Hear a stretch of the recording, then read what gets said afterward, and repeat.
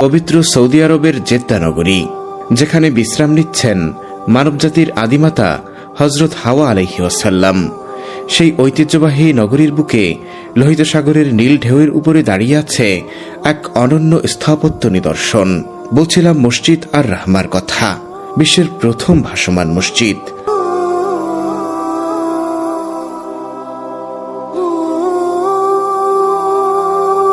সমুদ্রের বুকে গড়ে ওঠা এই মসজিদ শুধু ইবাদতের স্থানই নয়, এ যেন প্রকৃতি আর আধ্যাত্মিকতার অপরূপ এক মিলন মেলা।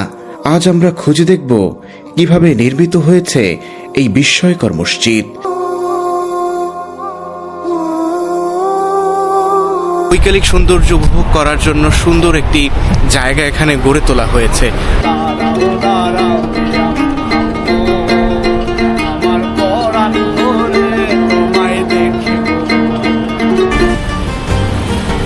পথই তো বলে দেয় মানুষ কোথায় যাচ্ছে, আর মন জানায় কেন যাচ্ছে। ঠিক তেমনি এই পথও আমাদের নিয়ে যাবে ইতিহাস, অনুভব আর বিস্ময়কর দৃশ্যের দিকে।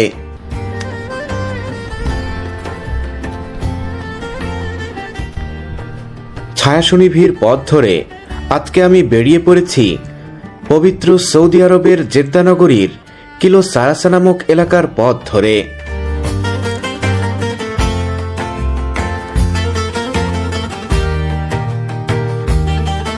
এ পথ যেন এক জীবন্ত ক্যানভাস, যেখানে মানুষের জীবনযাপন, স্মৃতি আর প্রবাসীদের জীবনের গল্প জড়িয়ে আছে। এই এলাকাতেই প্রচুর বাঙালিদের দেখা মিলবে। বিশেষ করে আরো সহজভাবে বলতে গেলে এটি বাংলাদেশ কনসুলেট জেদ্দা শাখার অফিস এলাকা। এছাড়াও বাংলাদেশ ইন্টারন্যাশনাল স্কুল সহ অনেক বাঙালিদের রেস্টুরেন্ট, দোকান এবং বসবাস রয়েছে। এ যেন কিলো সালাসা প্রবাসের বুকে এক টুকরো বাংলাদেশ।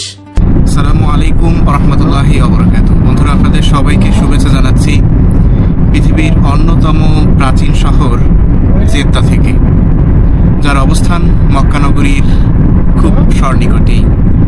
বন্ধুরা, এই জেদ্দা শহরেই আগমন করেছিলেন ইতিহাস থেকে জানা যায় হযরত হাওয়া আলাইহিস সালাম, যিনি পৃথিবীর ইতিহাসে প্রথম মানবী। আজকে মূলত আমরা যাচ্ছি জেদ্দা নগরীর লোহিত সাগর পারে মসজিদ আর রহমাতে, যে মসজিদটি একটি হেরিটেজ সাইট হিসেবে বিবেচিত। কারণ পরন্ত বিকেলে হাজার হাজার বছরের প্রাচীন ধূসরিত মরুর বুকে আধুনিক শহরের পিচ ঢালাইয়ের পথ ধরে আমরা এগিয়ে চলছি আরেক রহস্য উন্মোচনের উদ্দেশ্যে। একদিকে অতীতের নীরব বালুচর, অন্যদিকে বর্তমানের ব্যস্ত নগরী। এ দুইয়ের সমন্বয়ের মাঝখানে দাঁড়িয়ে থাকা মুহূর্তটি যেন গোধূলি লগ্ন। গোধূলি লগ্নে মরুভূমির সৌন্দর্য বহুগুণে বৃদ্ধি পায়। সূর্যের শেষ আলো যখন বালুর কোনায় কোনায় ছায়া ফেলে, তখন মরুভূমি শুধু মরুভূমি থাকে না, সে যেন হয়ে ওঠে অনুভব। আরবের কবি ও সাহিত্যিকেরা এ সময়টাকে সবচেয়ে বেশি আপন করে নিয়েছেন, কারণ এ লগ্নেই নীরবতা কথা বলে। ইবনে আরবি রহমাতুল্লাহ আলাই সেই নীরবতার কথাই যেন ইশারায় বুঝিয়ে দিয়েছেন। তিনি বলেন, গোধূলিতে এমন সব রহস্য থাকে যা বলা যায় না, শুধু দেখা যায় এবং অনুভব করা যায়। আহা, বাস্তবে তো ঠিক তাই। কি এক অপরূপ স্বর্গীয় সৌন্দর্য অনুভব করছি গোধূলি লগ্নে মরুর বুকে। আরবি কবিদের চোখে এ গোধূলি লগ্ন যেন এক ধাপ এগিয়ে যায় ইবাদতের স্তরে। আরবের বিখ্যাত কবি কাব্বানির সেই গভীর উপলব্ধি যেন চারপাশে ঘিরে ধরেছে এই গোধূলি লগ্নে। তিনি বলেন, গোধূলির বেলায় মরুভূমি যেন হয়ে ওঠে নিঃশব্দ এক নামাজের স্থান। মরুর বুকে অরিন্দ সুন্দর গোধূলি লগ্ন দেখতে দেখতে বন্ধুরা অবশেষে আমরা পৌঁছে গেছি আমাদের সেই কাঙ্ক্ষিত গন্তব্যে, অর্থাৎ মসজিদ আর রাহমাতে।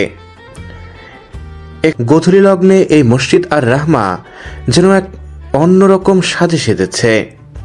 চারদিকে অপরূপ সৌন্দর্য এবং রক্তিম আভায় ছড়িয়ে আছে চারপাশ।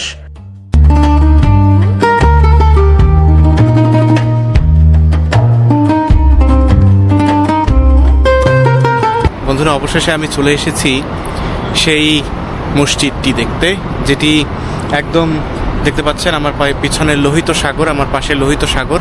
এই লোহিত সাগরের তীরেই অবস্থিত, একদম নদীর ভিতরে বলা চলে, সমুদ্রের ভিতরে এই মসজিদটি নির্মাণ করা হয়েছে। এটি হচ্ছে মসজিদে রহমা।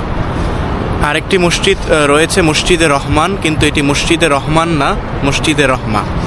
যদি আপনারা মসজিদে রহমানে আসেন তাহলে কিন্তু আপনাদেরকে ভুল জায়গায় নিয়ে যাবে। তো চলুন আমরা এই মসজিদের অভ্যন্তরে প্রবেশ করি এবং ঘুরে ঘুরে দেখার চেষ্টা করি এই মসজিদের সৌন্দর্য। এখানে শুধু দৃষ্টিনন্দন মসজিদ আর রহমারই অবস্থান নয়, এখানে রয়েছে সুপরিকল্পিত এবং সুপ্রশস্ত ওয়াকওয়ে, ক্যাফে, ফাস্টফুডের দোকান সহ শিশুদের অবকাশ যাপনের জন্য বিভিন্ন প্লে জোন। এছাড়াও আমার সাথে পরিচয় হয়েছিল কিছু বাঙালি ভাইদের, যাদের অনিন্দ্য সুন্দর সুরের মূর্ছনায় এই লোহিত সাগরের পাশে গানের আড্ডায় হারিয়ে গিয়েছিলাম সেই স্বদেশের পানে। তো বন্ধুরা, চলুন আগে আমরা প্রবেশ করি মসজিদ আর রহমায়, এরপরে আমরা ঘুরে ঘুরে দেখব সে সকল জায়গাগুলো এবং পরিচয় করিয়ে দেব বাঙালি ভাইদের সাথেও। বৈকালিক সৌন্দর্য উপভোগ করার জন্য সুন্দর একটি জায়গা এখানে গড়ে তোলা হয়েছে। তো চলুন আমরা মসজিদের একদম গেটে চলে এসেছি। এই যে লেখা মসজিদ আর রহমা, আমরা এখন একদম অভ্যন্তরে প্রবেশ করি।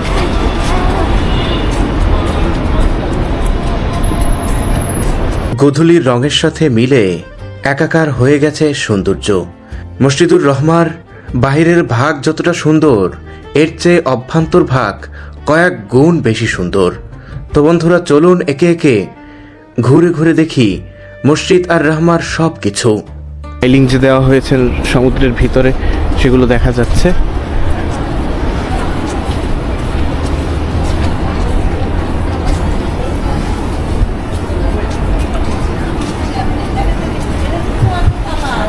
এই দিক থেকে মূলত পুরুষ এবং মহিলাদের জন্য রিজাল নিসাদের জন্য আলাদা আলাদা ওয়াশরুমের ব্যবস্থা। তো চলুন আমরা একটু ওয়াশরুমগুলো আগে দেখে আসি।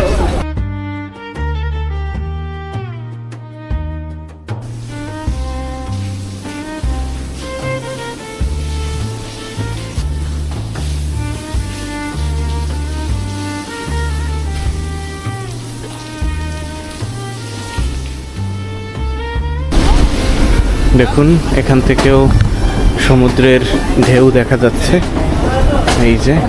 কিন্তু এই জায়গাগুলো তালাবদ্ধ করা, এর বাহিরে যাওয়া যায় না।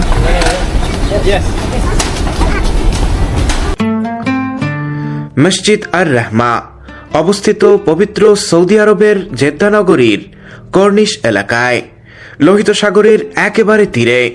এ মসজিদটি নির্মিত হয় 1985 খ্রিস্টাব্দে। মসজিদটির নাম রাখা হয়েছে আল্লাহ তাআলার অন্যতম গুণ আর রহমা তথা রহমত থেকে অনুপ্রাণিত হয়ে।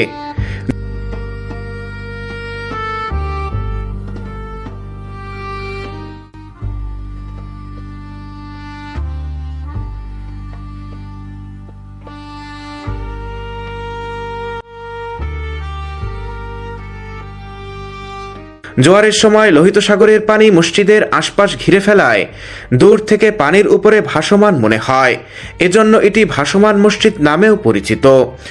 যদিও এটি প্রকৃতপক্ষে ভাসমান নয়, বরং শক্ত পিলারের উপরে নির্মিত একটি স্থায়ী স্থাপনা। মসজিদটির স্থাপত্য আধুনিক ও ঐতিহাসিক ইসলামী নকশার সুন্দর সমন্বয় দেখা যায়।